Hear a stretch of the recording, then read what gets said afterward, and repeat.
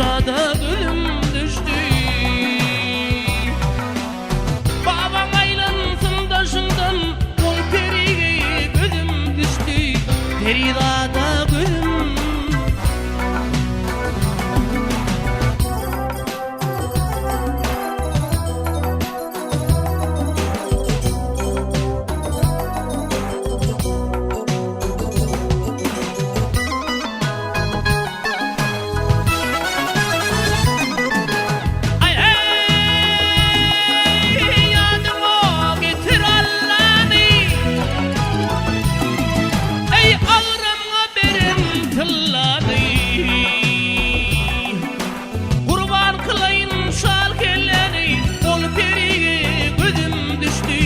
Ol şemşada gözüm düştü.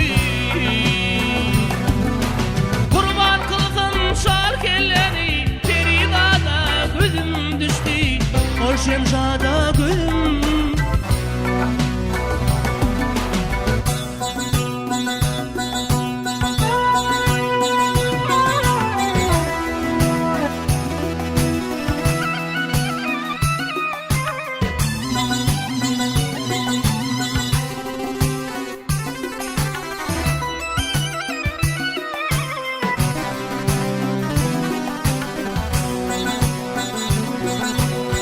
Onu alıp men öylensem garlığımdan faydalandım.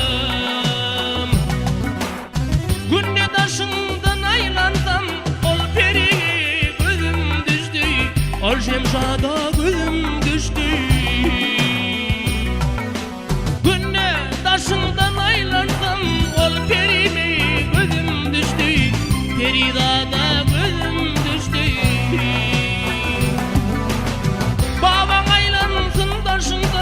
Ol şemşada gözüm düştü. Peridada gözüm düştü.